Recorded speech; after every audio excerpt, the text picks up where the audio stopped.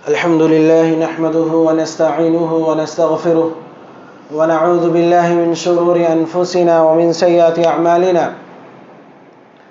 من يهده الله فلا مضل له ومن يضلل فلا هادي له وأشهد أن لا إله إلا الله وأشهد أن محمدا عبده ورسوله۔ محترم سامعین کرام، دین اسلام میں عزت و آبرو کا معاملہ بڑا ہی اہمیت کا حامل ہے۔ ہر مسلمان، چاہے مرد ہو عورت ہو، جوان ہو یا بوڑھا، آزاد ہو یا غلام، ہر کسی کی عزت اس کے لیے ایک قیمتی سرمایہ ہوتی ہے، اس کی زندگی کا ایک بیش قیمتی سامان ہوا کرتی ہے۔ جس طرح کسی انسان کے، کسی مسلمان کی جان پر حملہ کرنا گناہ کا کام ہے، کسی مسلمان کے مال پر ناحق حملہ کرنا گناہ کا کام ہے، ایسے ہی کسی مسلمان کی عزت و آبرو پر حملہ کرنا بھی بہت بڑا گناہ ہے۔ چاہے وہ حملہ ہم اس کی تذلیل کر کے کریں، اسے بدنام کر کے کریں، اس پر جھوٹے الزامات لگا کر کے کریں، اس پر بہتان لگا کر کے کریں، یا اس کی غیبت کر کے کریں، کسی بھی طرح اگر ہم کسی مسلمان کی عزت و آبرو پر حملہ کرتے ہیں تو یہ بہت بڑے گناہ کا معاملہ ہے، کیونکہ عزت و آبرو ہر انسان کا اپنا قیمتی سرمایہ ہے۔ اگر کوئی بھی انسان کسی مسلمان کے کسی دوسرے انسان کی عزت پر حملہ کرتا ہے تو گویا کہ اس کے قیمتی سامان کو اس سے چھیننے کی کوشش کرتا ہے، اس سے چرانے کی کوشش کرتا ہے۔ اور ایک مسلمان کی عزت کا کیا مقام ہے، کیا مرتبہ ہے، اس کا اندازہ ہم اور آپ نبی کریم صلی اللہ علیہ وسلم کے اس حدیث مبارکہ سے لگا سکتے ہیں، جس کے راوی عبداللہ ابن عباس رضی اللہ تعالی عنہما ہے۔ بیان فرماتے ہیں کہ اللہ کے رسول صلی اللہ علیہ وسلم ایک موقع سے خانہ کعبہ کے اندر موجود تھے، اور آپ صلی اللہ علیہ وسلم نے خانہ کعبہ کی طرف دیکھتے ہوئے اسے مخاطب کرتے ہوئے کہا: ما اعظمک واعظم حرمتک وللمؤمن اعظم حرمتا عند اللہ منک، کہ اے خانہ کعبہ تو بڑا ہی عظیم ہے، بڑی ہی حرمت والا، بڑی ہی احترام والا ہے۔ اے خانہ کعبہ تو بڑا عظیم گھر ہے، بڑی احترام والا گھر ہے، لیکن مومن کی حرمت، مومن کا احترام اللہ رب العالمین کے نزدیک تجھ سے بھی بڑھ کر کے، اللہ رب العالمین کے نزدیک ایک مومن کا احترام جو ہے اس کا مقام و مرتبہ خانہ کعبہ سے کہیں زیادہ بڑھ کر کے، ایک مومن کی جان، اس کی حرمت خانہ کعبہ کی حرمت سے بڑھ کر کے، ایک مومن کے مال کی حرمت خانہ کعبہ کی حرمت سے بڑھ کر کے، ایک مومن کی عزت و آبرو کی حرمت خانہ کعبہ کی حرمت سے بڑھ کر کے۔ اللہ کے رسول صلی اللہ علیہ وسلم نے یہ باتیں حدیث کے اندر واضح طور پر بیان فرمائی۔ اس لیے جب بھی ہم کسی بھی مسلمان کی عزت و آبرو پر حملہ کریں، ہم کسی کی غیبت کریں، کسی پر الزام لگاتے ہیں، ہم کسی پر بہتان لگاتے ہیں، کسی کی چغلی کرتے ہیں، یا کسی بھی طرح کسی دوسرے مسلمان کی برائی کرتے ہیں، تو ذرا ہمیں رک کر کے، ٹھہر کر کے سوچ لینا چاہیے کہ ہم اس حرمت کو پامال کرنے کی کوشش کر رہے ہیں کہ جس حرمت کا معاملہ، کہ جس کا مقام خانہ کعبہ کی حرمت سے کہیں زیادہ بڑا ہے۔ ہم اور آپ جب بھی کسی پر الزام تراشی کریں تو ذرا رک کر کے سوچ لیں کہ ہم کون سا گناہ کر رہے ہیں، کتنا عظیم گناہ کر رہے ہیں، اور ایسی چیز کو ہم پامال کرنے کی کوشش کر رہے ہیں جس کا مقام و مرتبہ اتنا بلند ہے کہ خانہ کعبہ کی حرمت بھی اس کے سامنے کم پڑ جاتی ہے۔ اسی لیے دیکھیں، اللہ کے رسول صلی اللہ علیہ وسلم نے حدیث مبارکہ کے اندر بارہا مسلمانوں کو نصیحت کی ہے عزت و آبرو کے تعلق سے، جہاں اللہ کے رسول صلی اللہ علیہ وسلم نے یہ تعلیم دی کہ کسی کے مال پر ناحق حملہ نہ کیا جائے، کسی کے مال کو ناحق نہ لیا جائے، جہاں اللہ کے رسول صلی اللہ علیہ وسلم نے یہ تعلیم دی کہ کسی کی جان پر ناحق حملہ نہ کیا جائے، وہیں اللہ کے رسول صلی اللہ علیہ وسلم نے عزت و آبرو کے تعلق سے بھی نصیحت کی۔ آپ صلی اللہ علیہ وسلم نے فرمایا: کل المسلم علی المسلم حرام دمہ ومالہ وعرضہ، کہ ایک مسلمان کے لیے دوسرے مسلمان کا خون، اس کا مال، اس کی عزت و آبرو، یہ تمام کی تمام چیزیں محترم ہے، لہذا کسی بھی مسلمان کے لیے جائز نہیں ہو سکتا کہ دوسرے مسلمان کی ان تین چیزوں پر کسی بھی طرح سے حملہ کرتا ہو، ناحق اس پر معاملہ کرتا ہو۔ انسان کی عزت و آبرو کا خیال رکھنا ایک مسلمان کے لیے نہایت ضروری ہے۔ اللہ کے رسول صلی اللہ علیہ وسلم نے ایک حدیث میں ارشاد فرمایا: بحسب امرئ من الشر ان يحقر اخاه المسلم، کہ ایک مسلمان کے لیے، ایک مسلمان کے، ایک انسان کے گنہگار ہونے کے لیے، اس کے برا ہونے کے لیے صرف اتنا ہی کافی ہے کہ وہ اپنے کسی مسلمان بھائی کو حقیر سمجھتا ہو، کسی اپنے مسلمان بھائی کو کمتر سمجھتا. کسی بھی انسان کی عزت و آبرو پر حملہ کرنے کے لیے ضروری نہیں ہے کہ ہم اس کی غیبت کریں، اس کی برائی کریں، اس پر الزام لگائیں، اس پر تہمتیں لگائیں. صرف یہی ضروری نہیں ہے. اگر ہم اور آپ کسی کو حقیر سمجھتے ہیں، کمتر سمجھتے ہیں، تو یہ بھی اس کی عزت پر حملہ ہے. ہم اور آپ ہر کسی کو اپنی نظروں سے گرا دیتے ہیں تو وہ بھی اس کی عزت پر حملہ ہے. ہمیں اور آپ کو، کسی بھی انسان کو یہ کیا حق پہنچتا ہے کہ کسی دوسرے کو حقیر سمجھے؟ مجھے کیا حق پہنچتا ہے کہ میں آپ کو حقیر سمجھوں، یا آپ کو کیا حق پہنچتا ہے کہ آپ مجھے حقیر سمجھے؟ کسی بھی مسلمان کے لیے جائز اور درست نہیں ہے کہ وہ دوسرے مسلمان کو حقیر سمجھے. اور اگر کوئی بھی شخص ایسا کرتا ہے تو گویا کہ اللہ رب العالمین کے نزدیک ایسا انسان برے لوگوں میں شامل ہوگا. اللہ رب العالمین کے ہاں ایسا انسان برے لوگوں کی صف میں کھڑا ہوگا. اسی لیے اللہ کے رسول صلی اللہ علیہ وسلم نے بار بار حدیثوں کے اندر ان چیزوں کا تذکرہ کیا. بار بار اللہ کے رسول صلی اللہ علیہ وسلم نے مسلمانوں کو تلقین کی، نصیحت کی ہے. یہاں تک کہ آپ صلی اللہ علیہ وسلم نے یہ بات بھی بیان کی کہ کسی بھی مسلمان کی عزت پر حملہ کرنا یہ مسلمانوں کا کردار نہیں ہے، یہ کسی مسلمان کا کام نہیں ہو سکتا. عزت پر دوسروں کی عزت سے کھلواڑ کرنا، ان کی عزتوں کو نیلام کرنا، یہ منافقوں کا کام ہے، یہ کسی مسلمان کا کام نہیں ہے. اگر کوئی بھی انسان ایسا کام کرتا ہے، کسی کی عزت پر حملہ کرتا ہے، کسی کو بدنام کرنے کی کوشش کرتا ہے، تو اپنے آپ کو مومن کہلانے کا حقدار نہیں ہوتا ہے. یہ کام منافقوں کا ہے. گویا کہ ایسے انسان کے اندر منافقوں کی ایک صفت موجود ہے جو انسان کسی دوسرے مسلمان کی عزت و آبرو پر حملہ کرنے کی کوشش کرتا ہے، ان پر بہتان تراشی کرتا ہے، اس کی عزت کو نیلام کرنے کی کوشش کرتا ہے. شریعت اسلامیہ نے ایسے لوگوں کو بڑی وعیدیں سنائی ہیں جو لوگ کسی مسلمان کی عزت و آبرو پر حملہ کرتے ہیں، ان پر جھوٹے الزامات لگاتے ہیں، ان پر بہتان تراشیاں کرتے ہیں. شریعت اسلامیہ نے ایسے لوگوں کو بڑی سخت وعیدیں سنائی، عذابوں کی وعیدیں سنائی ہیں. اور خاص کر کے اگر یہ الزامات بہتان تراشی کے ہوں، بد کرداری کے الزامات ہوں، تو پھر شریعت نے اور سخت قدم اٹھائے. شریعت نے ایسے لوگوں کو دنیا کے اندر بھی سزا سنائی ہے اور آخرت میں بھی ایسے لوگوں کو سزا سنائی. اللہ رب العالمین نے سورہ نور کے اندر ان لوگوں کا تذکرہ کیا جو مومن مرد یا عورتوں پر جھوٹے الزامات لگاتے ہیں، بہتان تراشی کرتے ہیں، ان پر بد کرداری کا الزام لگاتے ہیں. اللہ رب العالمین نے فرمایا والذین یرمون المحصنات ثم لم یأتوا بأربعة شهداء فاجلدوهم 80 جلدة ولا تقبلوا لهم شهادة أبدا وأولئک هم الفاسقون.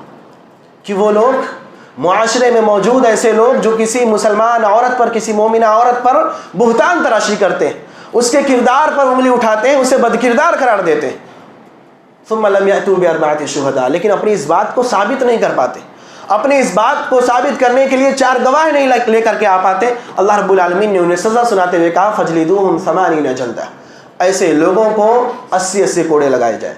یہ حاکموں کو یہ حکم دیا گیا ہے کہ ایسے تمام لوگ جو کسی بھی مسلمان پر، چاہے مرد ہو یا عورت ہو، اس پر بد کرداری کا الزام لگاتا ہو، بد کرداری کی تہمت لگاتا ہو اور اپنی اس بات کو وہ ثابت نہ کر سکے، تو ایسے انسان کو 80 کوڑے لگائے جائیں. یہ پہلی سزا. اس کے بعد دوسری سزا سناتے ہوئے کہا وَلَا تَقْبَلُوا لَهُمْ شَهَادَةً أَبَدًا، کہ ایسے لوگوں کی گواہی پوری زندگی قبول نہ کی جائے.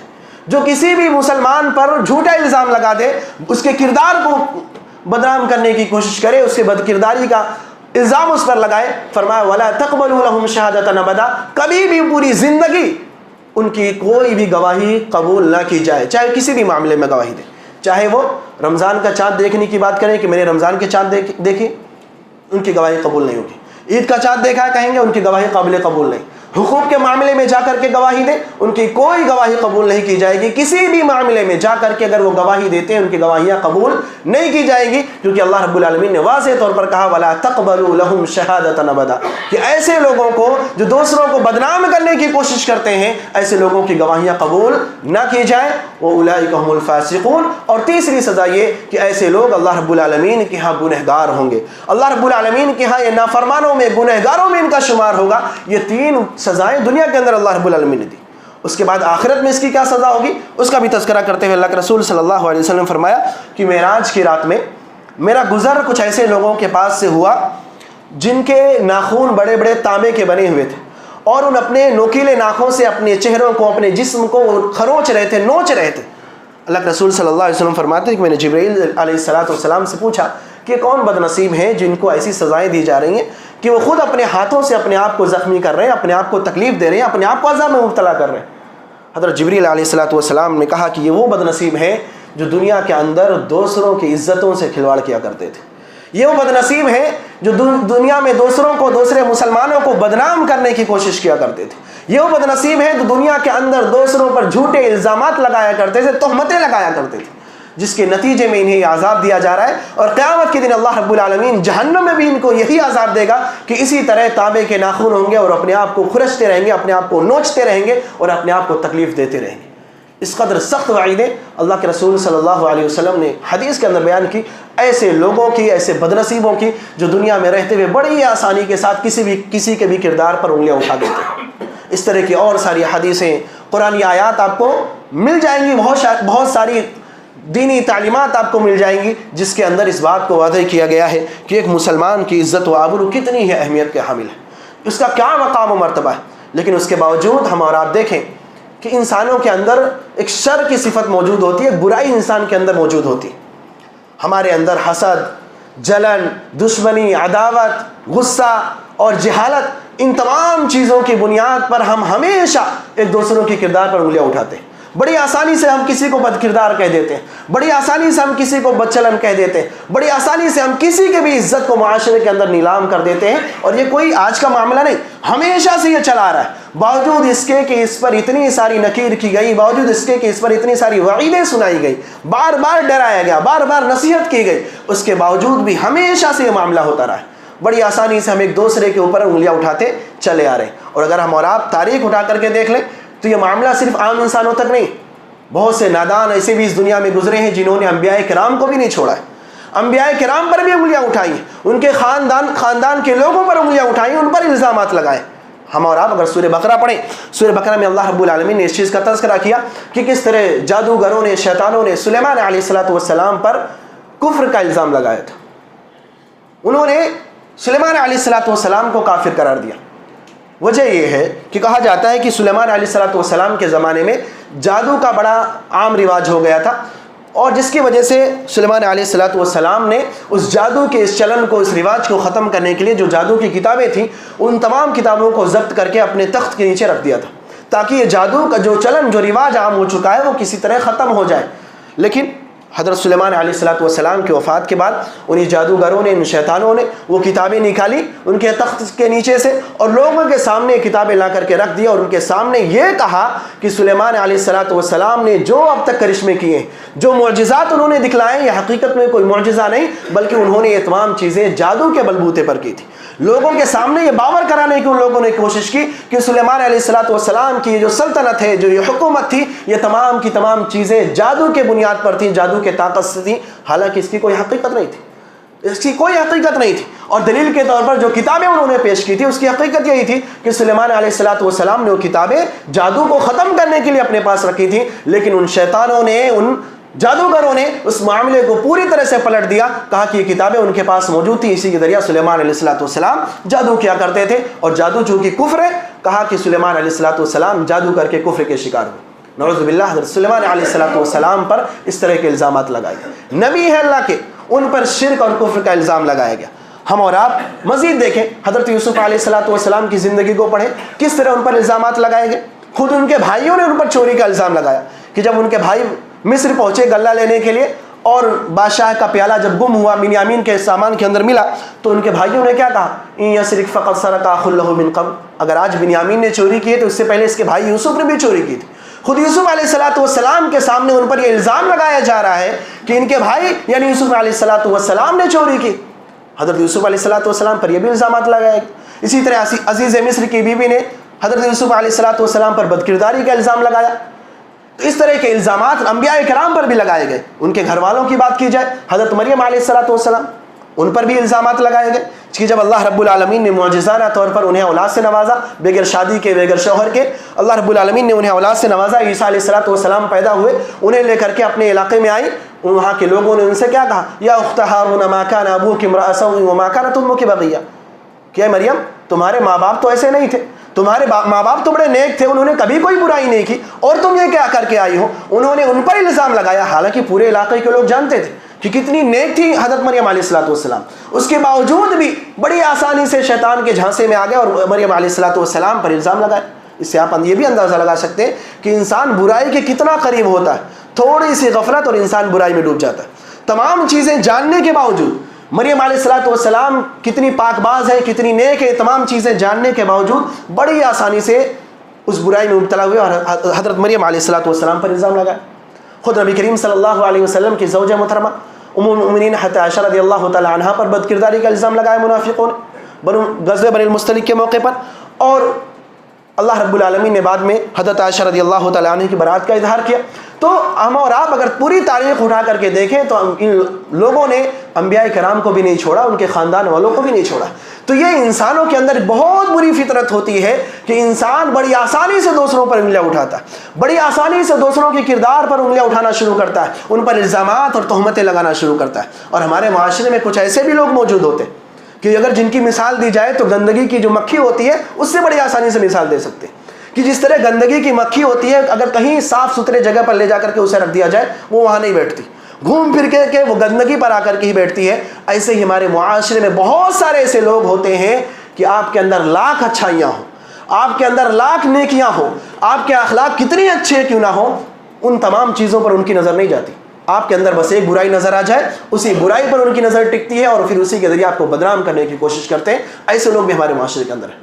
تو بحیثیت مسلمان ہمارا اور آپ کا کردار کیا ہونا چاہیے, بحیثیت مسلمان ہمارا اور آپ کا معاملہ کیا ہونا چاہیے, یہ ہمیں سوچنے کی ضرورت ہے کہ ایک مسلمان کی عزت و آبرو بڑی ہی اہم ہوا کرتی ہے. ایک مسلمان کی عزت و آبرو شریعت کی نظر میں بڑا اونچا مقام رکھتی ہے. لہذا اس معاملے کی حساسیت کو ہمیں اور آپ کو سمجھنا ہوگا کہ معاملہ کتنا حساس ہے, کتنا اہم ہے.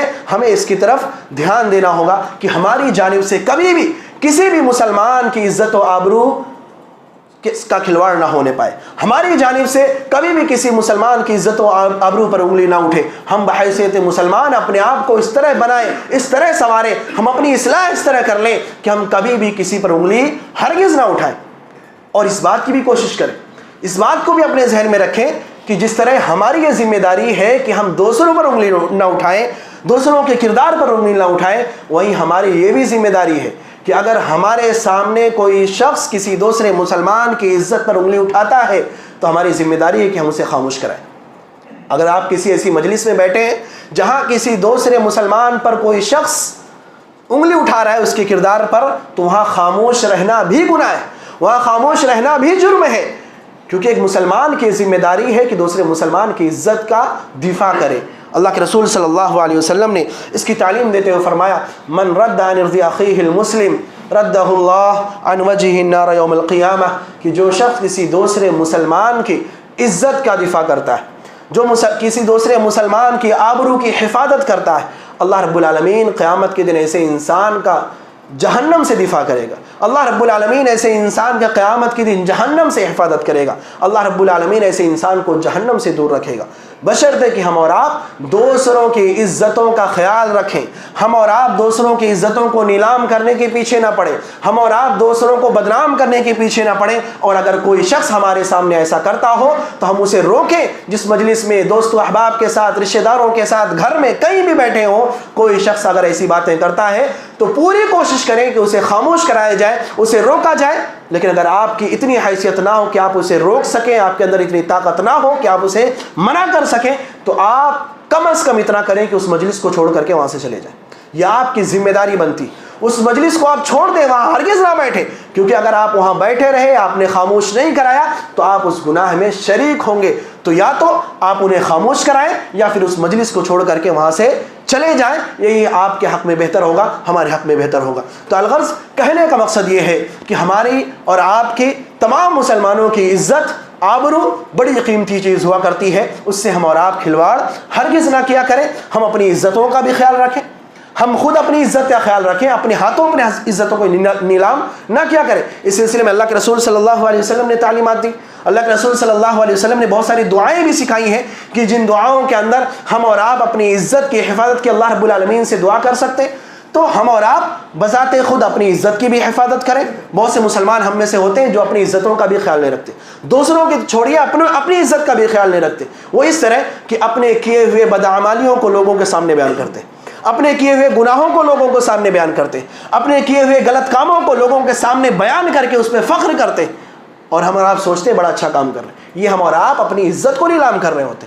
تو ہم اور آپ خود بھی اپنی عزت کی حفاظت کریں اور دوسروں کی بھی عزت کی حفاظت کریں. یہ ہماری اور آپ کی بحیثیت مسلمان بہت اہم ذمہ داری ہے، جس میں ہم اور آپ آج کل بہت پیچھے ہیں. ہم اور آپ دیکھیں دن میں نہ جانے کتنی لوگوں کی عزتوں پر ہم اور آپ حملہ کرتے ہیں. جانے میں انجانے میں کسی بھی طرح ہم اور آپ اگر اپنے پورے دن کا شیڈول نکال کر کے دیکھ لیں، اپنے کاموں کا تجزیہ دیکھ لیں، تو ہمیں اندازہ ہو جائے گا کہ ہم اور آپ دن بھر میں کتنی لوگوں پر انگلیاں اٹھاتے ہیں، کتنے لوگوں کے سلسلے میں برائیاں کرتے ہیں، کتنے لوگوں پر جھوٹے الزامات لگاتے ہیں، کتنے لوگوں کی ہم اور آپ غیبتیں کرتے ہیں. یہ تمام چیزیں کیا ہیں؟ یہ تمام کی تمام چیزیں دوسروں کی عزتوں پر حملہ ہی ہے جو ہم اور آپ کرتے رہتے ہیں اور ہمیں اس کا احساس بھی نہیں ہوتا. ضرورت ہے کہ ہم اور آپ ان چیزوں سے توبہ کریں اور اپنی اصلاح کریں. اللہ رب العالمین سے دعا ہے کہ رب العالمین ہم تمام مسلمانوں کو ایک دوسرے کی عزتوں کا، ایک دوسرے کی جان و مال کی حفاظت کرنے کی توفیق عطا فرمائے. اللہ رب العالمین ہم تمام مسلمانوں کو